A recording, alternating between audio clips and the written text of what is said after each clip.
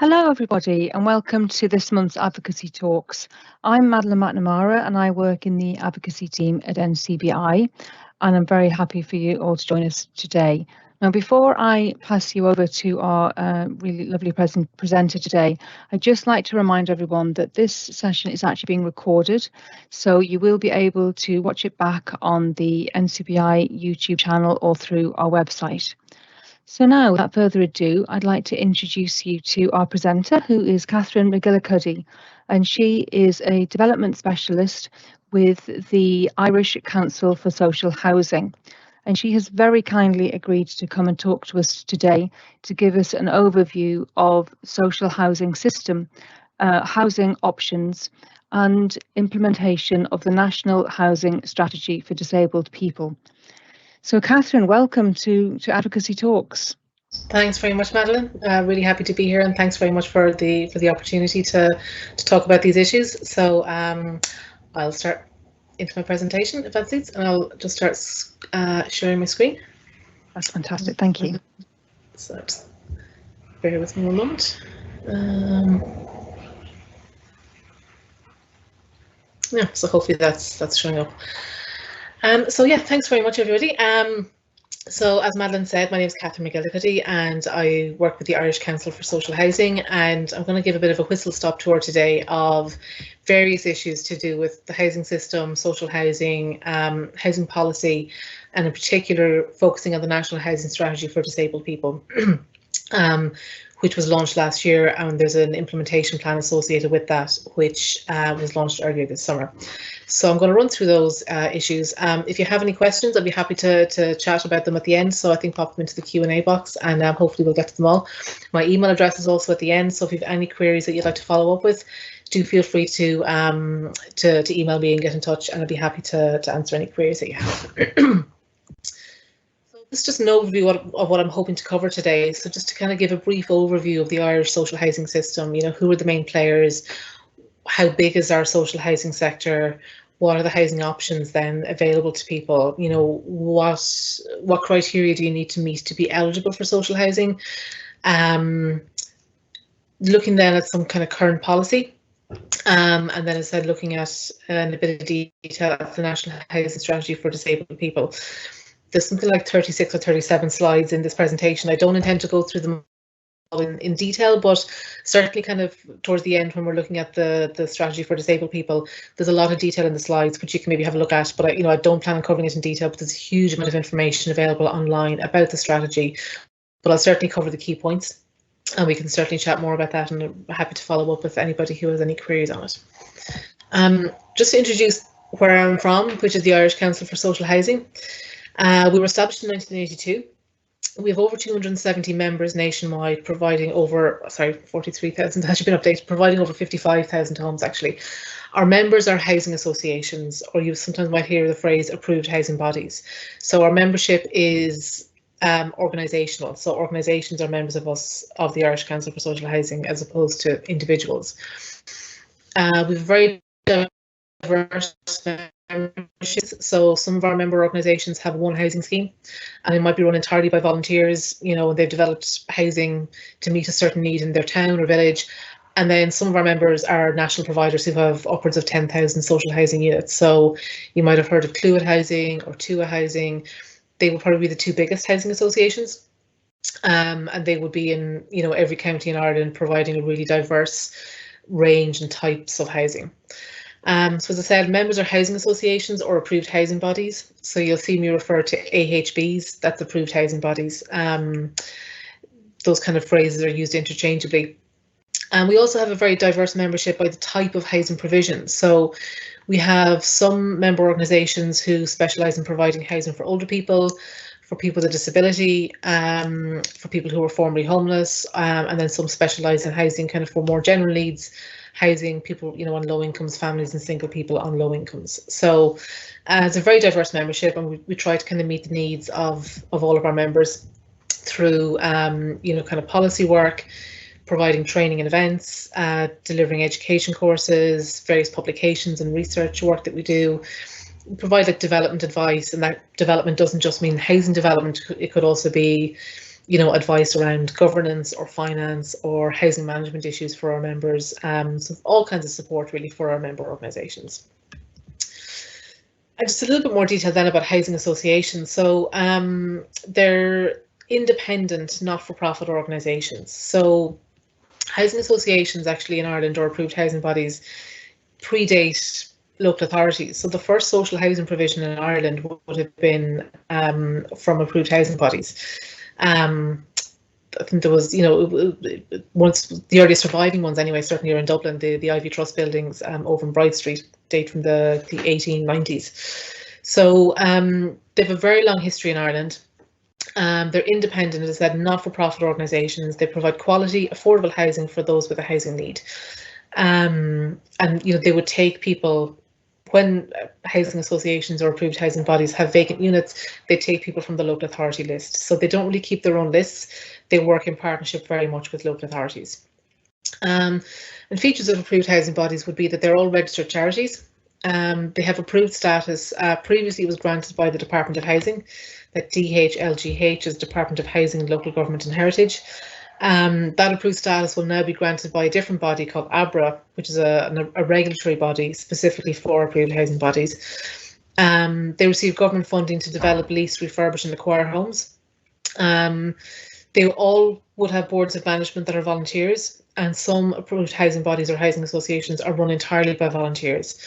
An awful lot of them then as well would provide additional services and have strong community links. So very diverse, as I said, but these will kind of be some key features of what housing associations are. So I want to just quickly look then at what kind of housing system do we have? And when we look at housing tenure, and what we mean by housing tenure is, how do people live in Ireland? What's the kind of ownership of their property? So around 70% of households in Ireland, or housing units in Ireland, are owner occupied. Whether that's with a mortgage or without a mortgage, it's 70%, which is quite high, but it actually used to be much, much higher. It used to be around 81%. We used to have one of the highest rates in Europe. It is steadily coming down. Probably as affordability becomes more and more of an issue, owner occupation is coming down. Private rented, so people who are renting privately from landlords, is 19% roughly, and then our social rented stock is around 11%. Imagine how the owner occupation rate has come down around 10%. Unfortunately, that reduction hasn't resulted in an increase in social housing stock. It's kind of the private rented stock that has increased as a result. So our social rented stock has always stayed in around the 9, 10, 11%.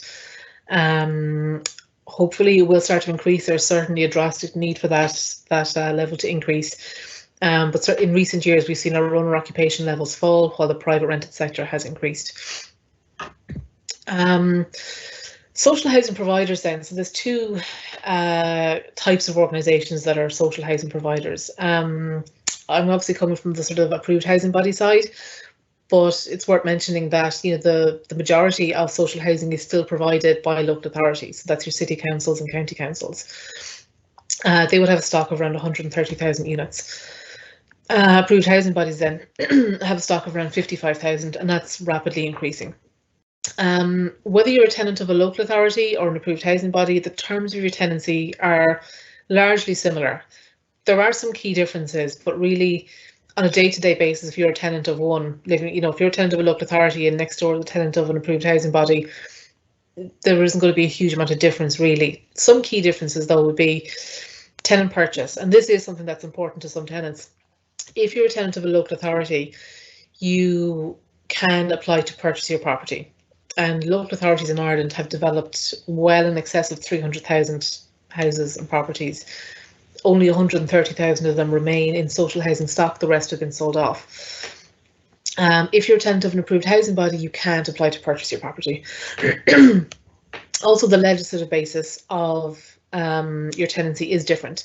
So if you're a local authority tenant, it's the Housing Act of 1966 with various amendments. If you're a tenant of an approved housing body, you actually come under the Residential Tenancies Act. So if you have a dispute with your landlord, or your landlord, which is an approved housing body, has a dispute with you, it doesn't go to the court or anything like that. It can be resolved through the Residential Tenancies Board.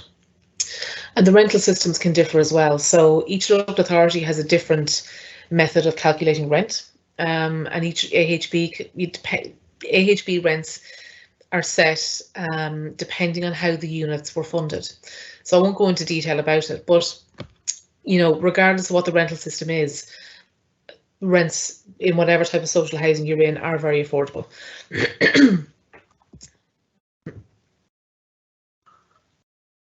To give you a sense then of kind of levels of social housing output that we currently have, it has quite rapidly increased, and I think you'll see that in the next slide that I show. So this was the social housing output in 2022. There was over 10,000 new social housing units delivered, which was, really quite an impressive number, and certainly is the highest we've had in quite a good few years. So 56% of that figure came from local authorities, 44% from approved housing bodies. So the role of approved housing bodies or housing associations is increasing all the time. Their level of output is increasing all the time, and the role that AHBs are playing in the social housing sector is really strengthening. So you can see that graph there around AHB output and how in the last 10 years how it's increased. So in 2013, when we were really, in the depths of a recession, approved housing bodies delivered 211 new units in that year. Last year was just short of 5,000. So there's been a massive increase in that 10 years. And it really has been increasing quite steadily. It dipped in 2020 and 21 because there was site closures due to COVID, but really it's recovered really well from that. So yeah, AHBs delivered 44% of all long-term social housing in 2022. And also there is a new form of tenure emerging called cost rental, which I won't go into detail on, but just to mention that it's a new form of sort of affordable rental, where your rent is guaranteed to be at least 30% less than market rent, and the rent is tied to the cost of delivering the units. It's not tied to any market levels or anything like that. So that is, so last year AHBs delivered 470 cost rental homes. I'm just going to briefly cover this in terms of how approved housing bodies are funded. So most output last year, which was 4,149, most was through something called the Social Housing Current Expenditure Programme. That can often, the main vehicle through that is a thing called CAF, the Capital Advanced Leasing Facility. Won't go into detail on it, but basically that form of funding is used to deliver family type housing, general needs housing. The Capital Assistance Scheme then is generally kind of for delivering supported housing, where maybe it's for older people, people experiencing homelessness, people with a disability, domestic violence refuges, people leaving institutional care. Very much focused on the types of housing where there's additional supports required. And 710 homes were delivered through CAS, and then the CREL, the cost rental equity loan, delivered 470 homes. So they're kind of the main funding schemes used to deliver AHB housing. In terms then of targets, in terms of what should be delivered, so Housing for All is the current government housing policy, and if you see anything on the TV, the Minister for Housing being interviewed or anything like that, he'll often reference Housing for All. It's a 10-year government plan launched in 2021, I'm pretty sure. So it's due to run, for another 8 years or so.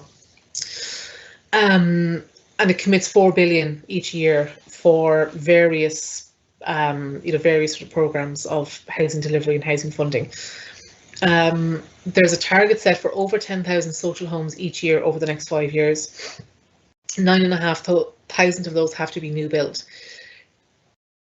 The Department of Housing is very kind of focused on the idea that local authorities or approved housing bodies shouldn't be in competition with people who are looking to buy houses or people who are, first-time buyers or things like that. So they don't want AHBs or local authorities sort of going to the private market and taking units from the private market into social housing use. They want the private market to remain, I suppose, providing for people who can afford to be in that market, and they want new social housing delivery.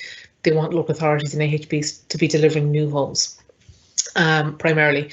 There is a recognition, so it's 10,000 social homes or over 10,000, 9,500 of them to be new build. There is a recognition that in some cases it would make sense for existing units to be repurposed for social housing for various reasons. And there's also a target for an average of 6,000 affordable homes for purchase or rent each year. So last year it was 470, which is obviously way off that target of 6,000.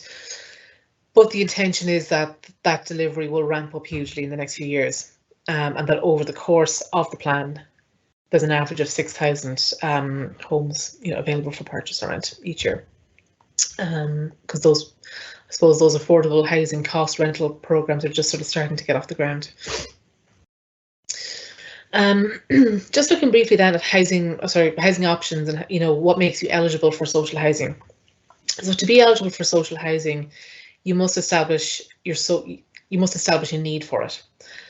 And it's worth saying that, like, the local authority is that you establish your need with the local authority. So even though there's kind of various different players now and lots more options with housing and social housing than there would have been in the past, the local authority is key to all the options. So if your social housing need isn't recognised by the local authority, you're locked out of accessing any options, whether it's HAP or,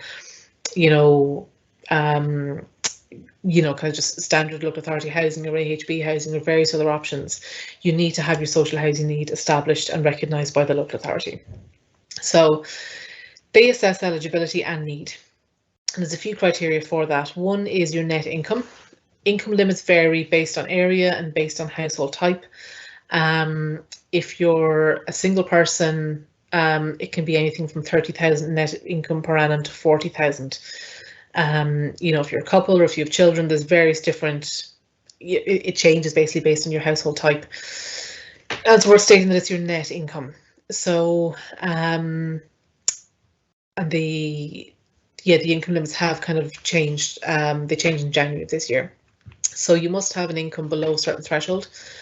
You must have residency, you must have leave to remain in the country. So if you're still in the immigration or the direct provision system, you wouldn't be eligible because you don't have leave to remain, you don't have a residency status. You don't, rent arrears is another thing. So if you have been evicted from a local authority property and you had 12 weeks or more rent arrears that hadn't been addressed, if you're evicted, you can't go back on the list if you have those rent arrears still hanging over you. And your need then, a key thing in relation to need is that you must have no suitable alternative accommodation available to you. I've just put in there disability with a little asterisk next to it. The reason being, the guidelines around social housing eligibility do take into account how somebody may be living in a property and may have accommodation available to them, but it could be unsuitable for their disability, or that the housing is unsuitable for them as a result of their disability. So if you're housed, and let's say if you didn't have a disability, the local authority might see you as being adequately housed and deem you ineligible to go on the list. But if you have a disability and it's your housing is not properly adapted for you, or has various features that just don't work for you and your disability, they will consider you as eligible. So that's kind of worth bearing in mind. I've just kind of listed there, what income is considered and what isn't considered, when it comes to your net income and your eligibility. So, so employment income, maintenance payments, received rental or investment income, pensions, they're considered your income, but things like children's allowance, carers allowance, fuel allowance, those things are not. So, just to bear that in mind.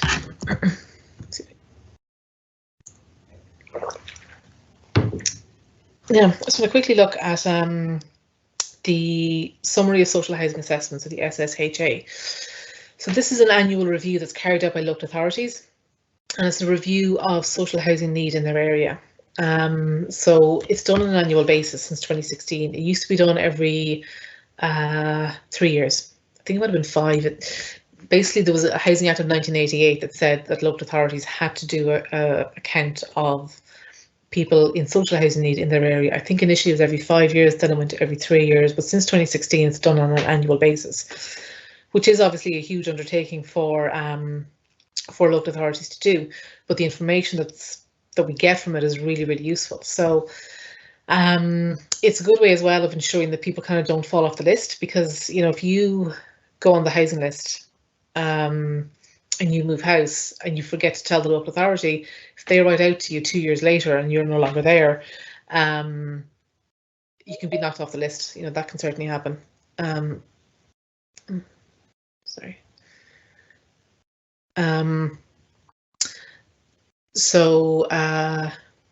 Yeah, so it looks at various things like the overall numbers of people on the list, how long they're on the list, the household type, the basis of people's housing needs, things like that. Sorry.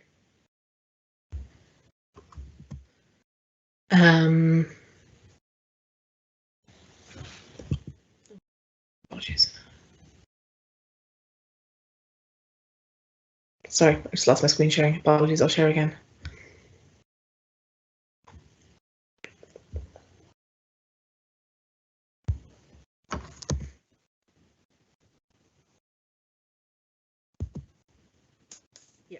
Sorry, so much from the 2022, just to give you a sense, you know, of what the level of need is. We're always hearing about the housing crisis, and obviously it is very, very acute. But this kind of just puts it into numbers for you. So the total number of households registered with, registered with local authorities that had a housing need last year was 59,247. It's worth bearing in mind that's households, it's not people. So there could be, you know, obviously lots of households on the list have more than one person in it. It's also worth bearing in mind that if you are in receipt of HAP, housing assistance payment, you're not counted in this. You might be counted on a transfer list, but that isn't included in this summary. So there's roughly around 60,000 HAP tenancies out there, I think is the last number I saw. So that's around another 60,000 households. So whatever figures you see here, you can essentially double it. You know, it gives you a sense of how stark the situation is. So yeah, 59,247, 43.5% of applications are from the 4 Dublin local authority areas. So obviously we're in a housing crisis across the country, but it's a very, very acute need in the Dublin local authority areas. Obviously, look, Dublin as a population does kind of dominate the rest of the country. We may be a population of over 1 million in Dublin, but that's maybe 20% of the population of the country, but well over 40% of the level of housing need is in Dublin. A very interesting one then, which isn't kind of covered very much, is 54.9% of applications are one-person households. And if you look at, I think it's slightly cut off there. So if you look at this one here, so this is the number of applications where it's just one adult, one person on the list, on the application. It's a huge amount. And then down here, you know, if it's a couple and they're the only people on the application, add those together, it's close to 60% of applications on the list are in need of 1-bedroom accommodation.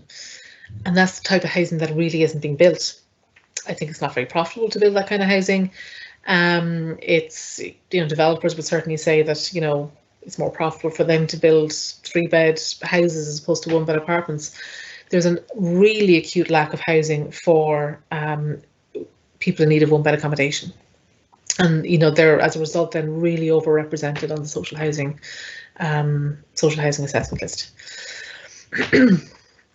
The categories of need then. So, as I said, this sort of survey that's done every year, it kind of asks applicants for what's their main category of need. And these would be the numbers associated with it. So, dependent on rent supplement, people who are in unsuitable accommodation based on household circumstances, a requirement for separate accommodations. That could be, you know, where people are still living in the family home but have a requirement or an expectation, you know, a reasonable expectation for separate accommodation. Homelessness, physical disabilities 1,418, sensory disability 347, mental health disability 1,400, other disability 62, and intellectual disability 1,656. It's worth stating, as I kind of go through the different types of disability that are listed there, is traditionally anybody with who might need additional supports, or anybody with a disability, or somebody who's elderly, those categories of need tend to be underrepresented on the local authority list. So while we have these numbers here, the real numbers of people with a disability with a housing need are possibly much higher. And there are some advocacy groups out there that have done a lot of work on that. The Irish Wheelchair Association have done a really excellent campaign in the last few years called Think Ahead, Think Housing, encouraging their service users to think about what their housing needs might be, if not now, what they might be in the future and to register their need with the local authority. The waiting lists being the way they are, it would be really useful, you know, for everybody to think about what their needs might be, and things that might not be, you know, there mightn't be a very high level of need now, but that need might develop over time. And so we're thinking about it now. And if you have, you know, if you would be eligible and you have a need, to get it registered as soon as possible. Excuse me. I suppose it's worth stating as well that, like, the survey asks people to state their main category of need. So it can people can come under a few of these categories, I suppose. But this would be where they state their main category. Exceptional medical or compassionate grounds, so that would be where people would have a medical or welfare priority.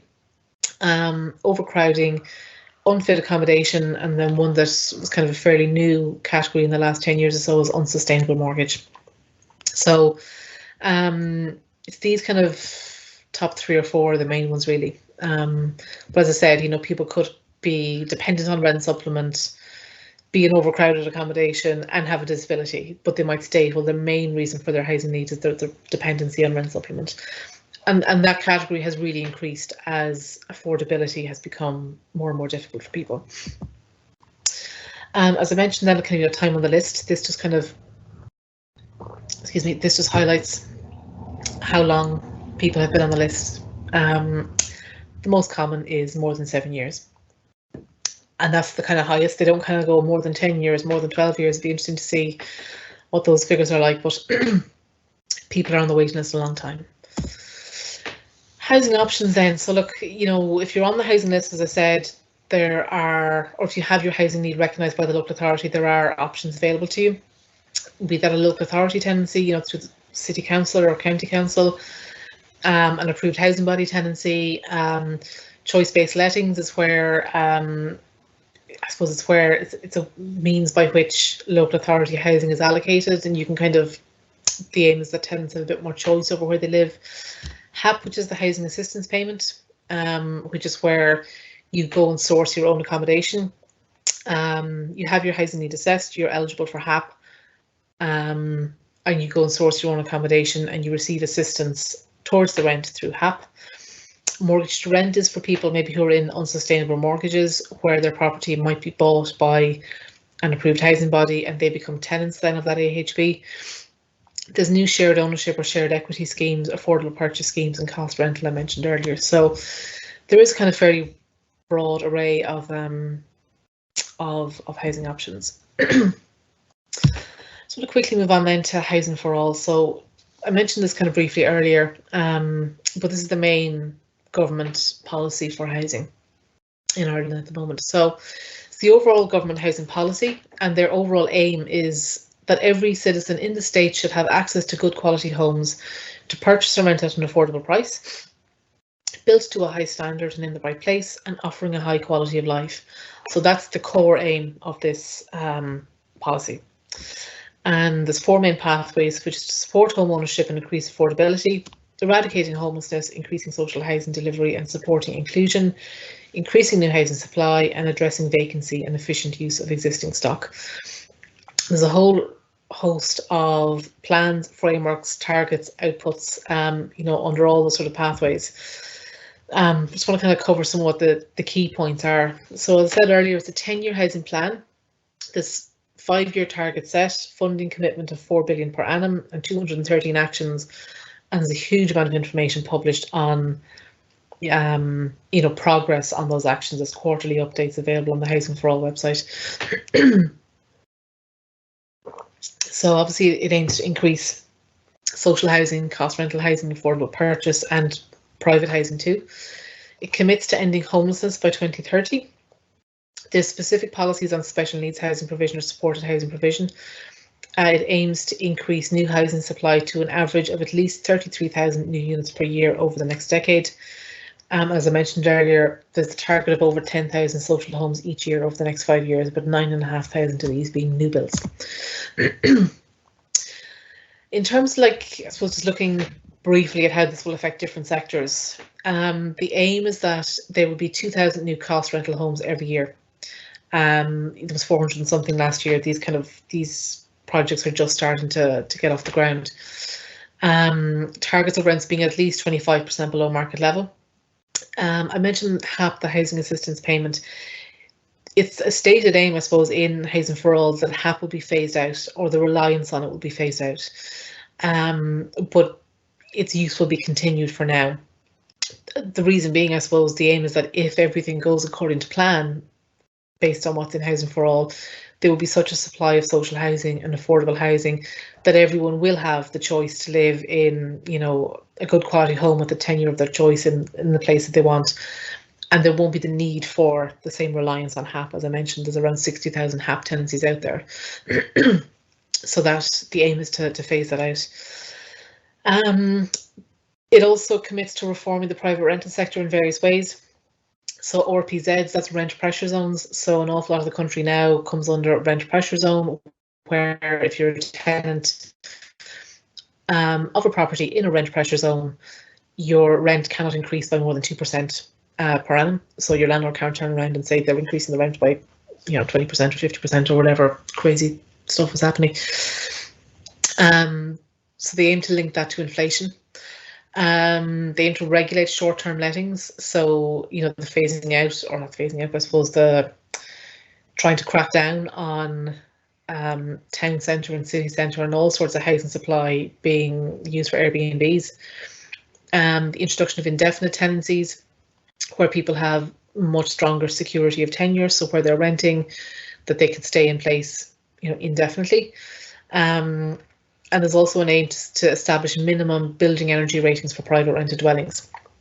We're only about 2 years into Housing for All, so these are kind of aims for that will take place over 10 years. There hasn't been a whole lot of progress on these issues yet, but they're there and they're you know, committed to. For social housing, I've already mentioned the aim for an average of 10,000 new social homes per year, ending long-term leasing to provide social homes, basically so that, you know, it was a form of provision where AHBs or local authorities would take out long-term leases with property owners, maybe over 10 years or up to 25 years, and, you know, have those units be used for social housing. The aim is to kind of put an end to that, and that any housing that's delivered for social housing is owned by the local authority or owned by the AHB. Change to the mortgage to rent scheme to make it more, I suppose, usable and make it more fit for purpose. Changes to the tenant purchase scheme and revision of the income eligibility for social housing.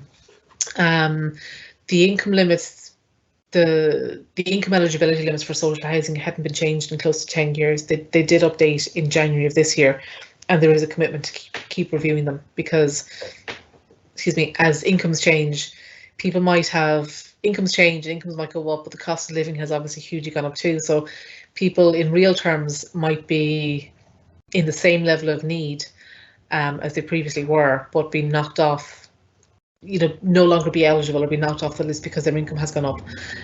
So there's a commitment to kind of keep reviewing that and make sure that the income eligibility limits stay in line, I suppose, with inflation, cost of living, all that. Social inclusion terms then in Housing for All. So there's a commitment that older persons' housing will be delivered at the right scale, location and appropriate size, and there's a specific housing policy around that called Housing Options for Our Ageing Population.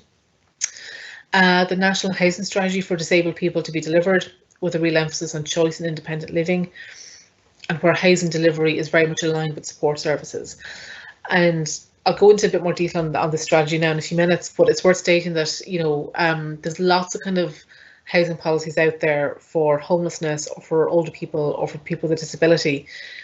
They're all encompassed in Housing for All. So those sort of specialised housing policies go into much more detail about the issues in relation to their target group, but they're all, I suppose, endorsed, you know, within Housing for All. Housing for All includes all of those strategies too.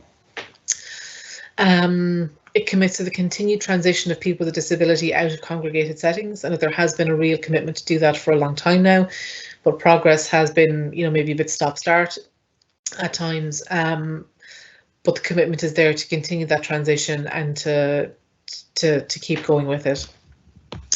Local authority housing delivery action plans will set out the delivery of appropriate housing for people with disability in line with the levels of need. And that's kind of why I said it's so important that people with a disability do register their housing need with the local authority. If it's not registered, if the local authority says, well, look, we have nobody with a physical disability in housing need in our area, no housing is going to be built that's specially adapted for people with a disability or with a physical disability. So it's really important. Local authorities and approved housing bodies can only deliver housing to meet the needs that's registered with them. There's also commitments to increase and improve the delivery of traveller-specific housing, and CAS is to be maintained. CAS is the Capital Assistance Scheme. That's the funding scheme that's used to deliver supported housing by AHBs. So moving on then to the National Housing Strategy for Disabled People, which is to run from 2022 to 2027. This builds on the first National Housing Strategy for People with Disability, which was introduced in 2011 and ran to 2016. From 2016 onwards, it was decided to extend that strategy, and the extension kind of lasted another 5 or 6 years essentially. So it does build on it, and there was great commitments, great focus in that initial strategy. But the current one we have, introduced in 2022, but then it was 11 years since the first one had been introduced. It was really overdue, a review, a recommitment, and I suppose certainly with the delivery of housing for all, it was definitely needed that a proper revision of a strategy for disabled people was put in place. So that was launched last year. And independence and choice are the core elements, I suppose, within the strategy, and really trying to maximise independence and choice for people with disability in their housing options. So the core aim is, and this is a direct quote, to facilitate disabled people to live independently with the appropriate choices and control over where, how and with whom they live, promoting their inclusion in the community, and to further enable equal access for disabled people to housing with integrated support services. So independence, choice, really linking housing with support services, making sure there's never any gaps, with that, or that, somebody isn't housed in the area that they want to live in because the support services aren't there, trying to make sure those gaps don't occur. There's 6 themes, 27 outcomes, 107 actions. There's a whole lot of is a huge amount of detail in the strategy, I suppose, trying to bring about this core aim. This here is just a graphic of the organisations that were involved in drafting the strategy. So there was local authorities, government departments, the housing agency, an advisory group, approved housing bodies who would represent the Department of Housing, disability organisations, the Department of Health, the Disability Participation and Consultation Network, who had focus groups. The general public was consulted on this, housing and disability steering groups, and the HSE. So they were all consulted with, all had input into the strategy. With the aim, I suppose, of hearing the voices of all stakeholders. These are the kind of the 6 themes, and I won't go into detail on the various outcomes, but one of them is, creating accessible housing in communities. So it's all about increasing the provision of accessible housing, making sure that disabled people are supported to avail of housing opportunities, that there's increased supports, so that the housing that's developed is accessible and the supports are there to encourage people and make sure people can access it. Interagency collaboration in the provision of supports, that's certainly an area that seemed to be, lacking in previously, where, there's real collaboration between local authorities, approved housing bodies, the HSE, service providers, really collaborating efficiently towards ending, collaborating efficiently to create the right kind of housing solutions for people and ending sort of, residential or institutional housing for people. Is another key theme. There's loads of more information on this online. I'm happy to kind of go into more detail on any of it with anybody afterwards if they want. I'm just kind of conscious of time and don't want to derail things going into huge detail on it. Affordability of housing, so that disabled people have access to affordable housing schemes, and that I suppose that people with disability can access, Jim, I kind of had a slide there on all the housing options, cost rental and affordable purchase and shared equity, basically so that people with disability have access to all housing. So access to affordable housing schemes, can purchase a home or rent at an affordable price, and there's various grant schemes that are fit for purpose.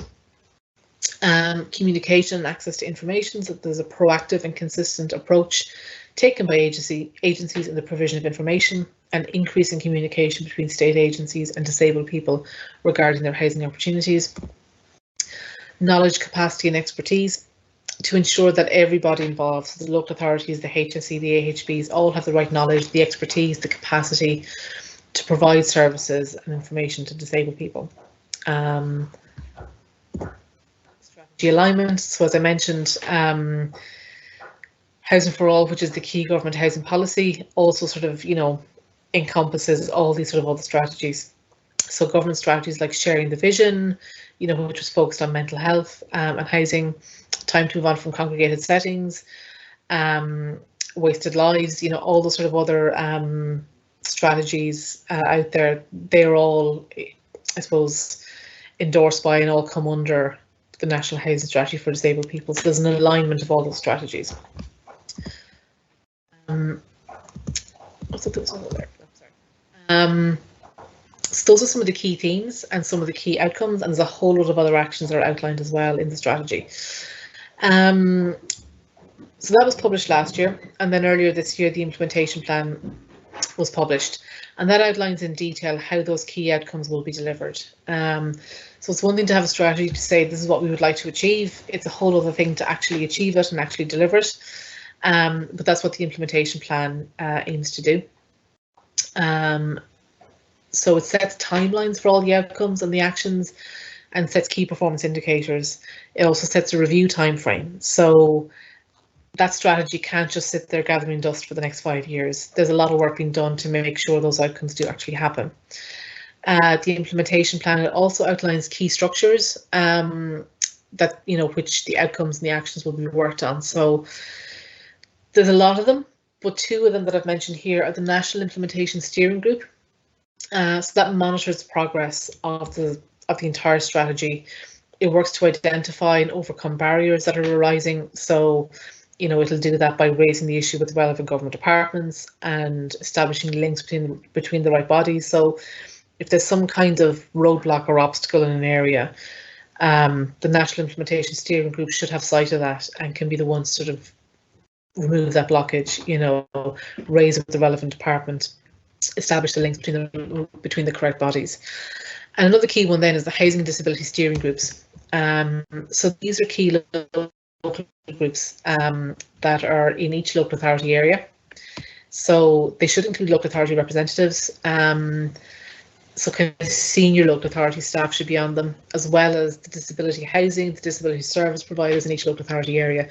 So they kind of would meet regularly in every local authority area in the country. They would monitor and implement all the kind of progress that's happening in the area in relation to housing for disabled people.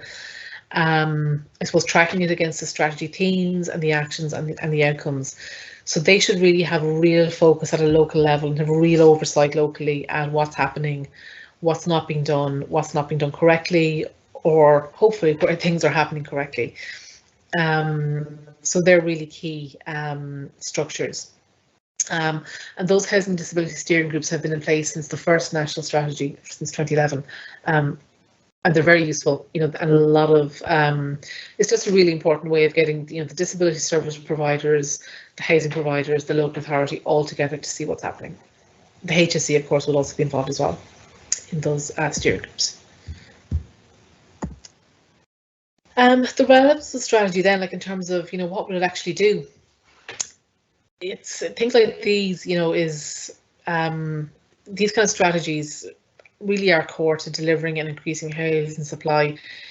What gets monitored gets done, what kind of gets managed gets done. If there was just an awareness that, oh, we have this level of need of, for housing for people with a disability, that's one thing, but there's, a real strategy there to actually implement change with outcomes and actions and all that, and a whole host of frameworks to try and deliver.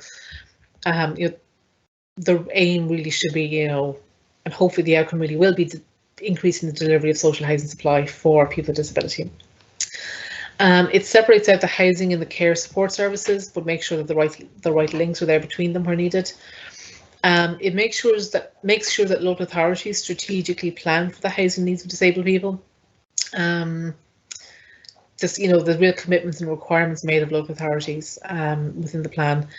There's a lot of increased interagency cooperation. So local authorities, the HSE, the Department of Housing, AHBs, support providers, care providers, they all should be aware of what's happening locally. They're all crucial bodies in providing housing and supports, and they all need to be talking to each other. And the structures that strategy creates makes sure that those people are all talking to each other.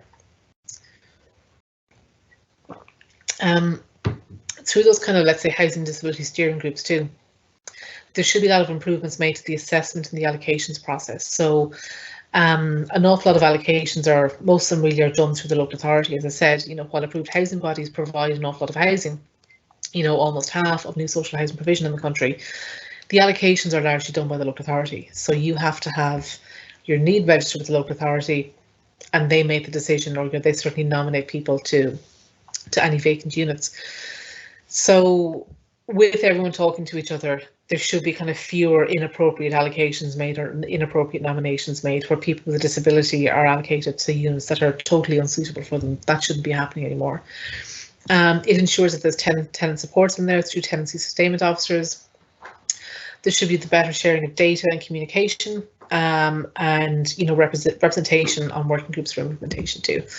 I'm on my last few slides now because I know we're close to 10 to 3 or 10 to 4. Sorry. Some issues or concerns that have been raised by ICSH members. And our members would be housing associations providing housing for people with disabilities. So some concerns would be the slow progress of the strategy, particularly in relation to moving people out of congregated settings. That has stalled at times. Mixed delivery at local authority levels. Some local authorities are working very well under the strategy, others less so. All have the steering groups in place, but in terms of how well they work, that can vary. Some members have noted that people with disability are more vulnerable in the housing market due to hidden homelessness, difficulties in competing to secure tenancies, difficulties in being able to attend viewings, and just the rental market and the rental situation is so dire at the moment that any kind of difficulty could really put you at a massive disadvantage in securing housing, and obviously a lack of suitable supply. Space requirements, physical requirements, support requirements not being met in the type of housing that's been delivered. Delays in funding can be an issue, just the unit cost ceiling. So any kind of social housing that's delivered has to come under a certain kind of cost ceiling. And delivering housing for people with disability can be more expensive because of various kind of certain design requirements that have to be put in place, and sometimes that can bring things over that sort of cost ceiling that they should be coming under. Obviously, the rising costs of construction have been an issue for any kind of housing delivery. The need for protocol on tenancy breakdown. So let's say in relation to mental health disability, what happens if a tenancy breaks down because of that? To prevent people from moving in and out of secure housing back into homelessness when the right supports in the right place could prevent them potentially. The nominations processes can vary depending on the area.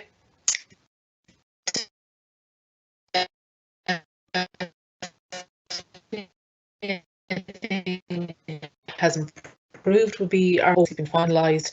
The lack of one-bed units available, as I said, a huge amount of people on the overall social housing assessment list are in need of one-bed accommodation, and there's an absolute lack of it.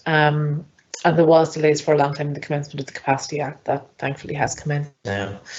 So they're kind of some of the issues, but the strategy is there, the implementation plan is now there, and hopefully there's a lot of work being done to try and overcome these issues and these concerns.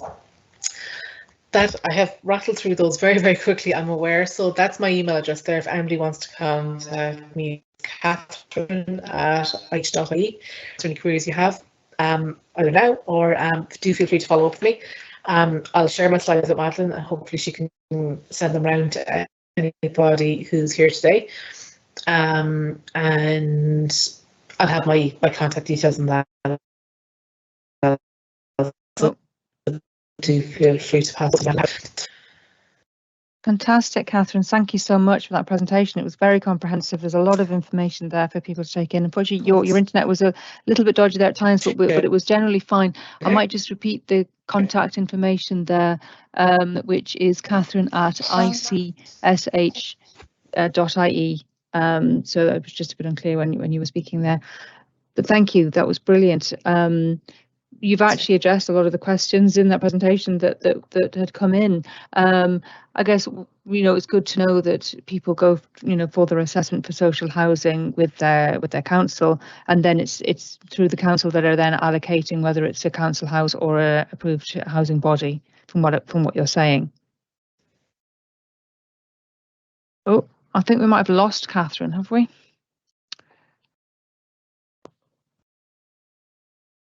So, am I still here?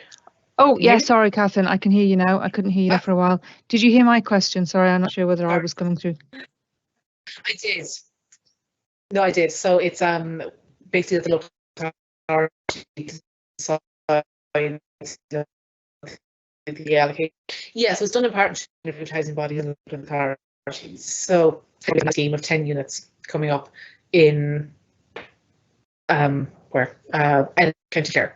You will go to Clare County Council and say in 6 weeks' time these 2-bed properties will be available. Please make the appropriate nominations to us. So the local authority then will go through their list and decide how to nominate based on that, whether it's people who are longest on the list, who are most suitable for the properties. Each local authority will kind of decide in their own way.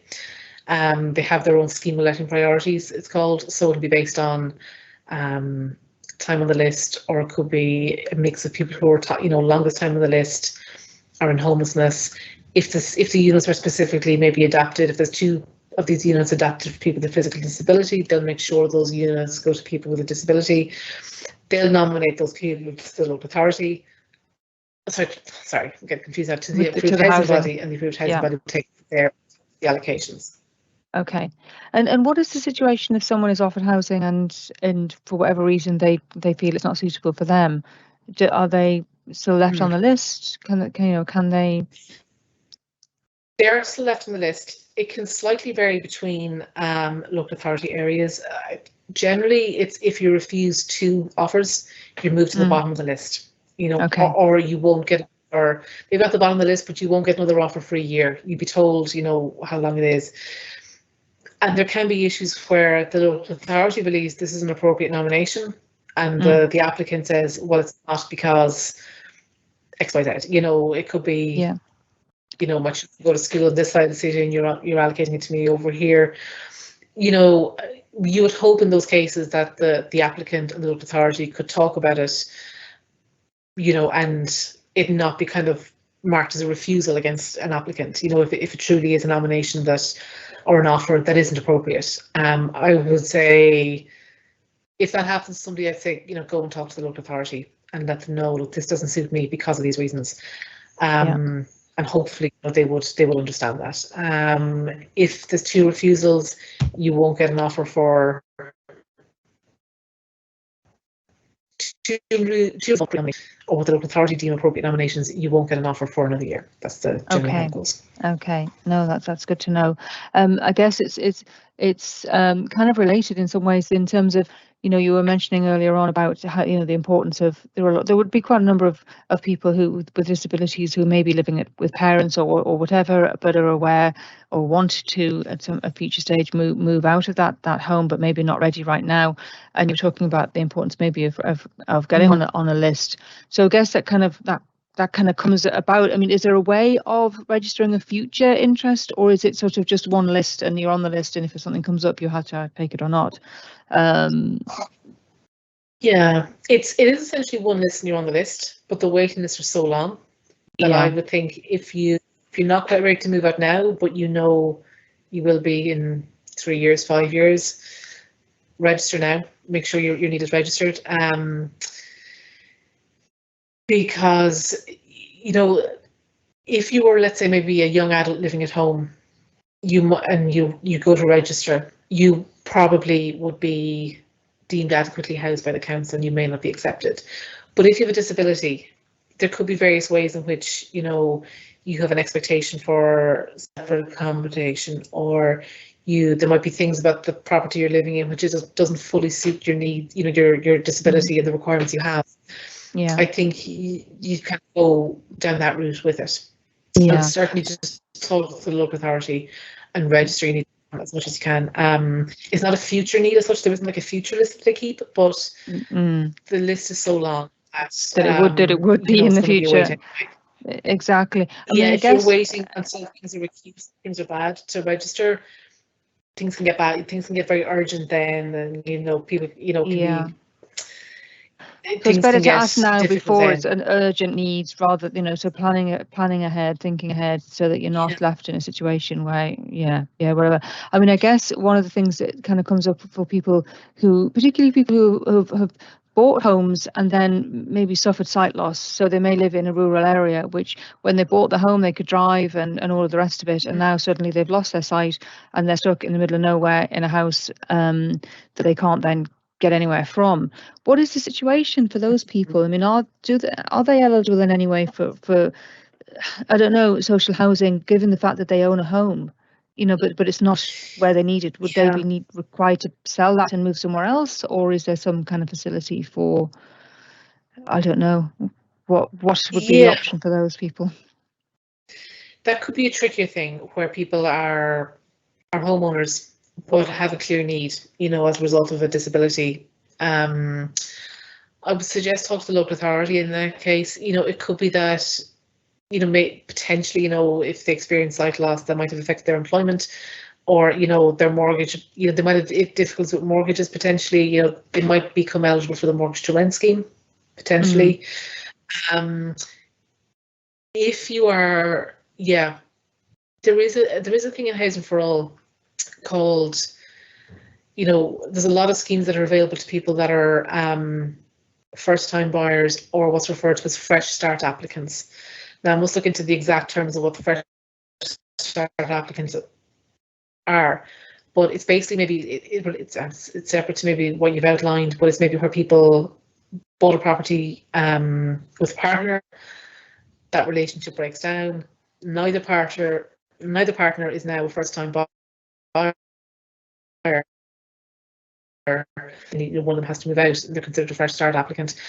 I must look into maybe whether or not where people start, could they sell the house, or could there be?